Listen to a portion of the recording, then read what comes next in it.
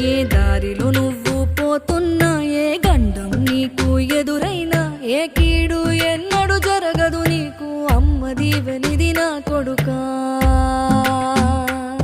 ఈ దిక్కులు నీతో కదిలేను, ఆ చుక్కలి దిష్టి తీసేను, ఏ గాలి ధూళి సోకదు నిన్ను, అమ్మ దీవెనిది నా కొడుకా.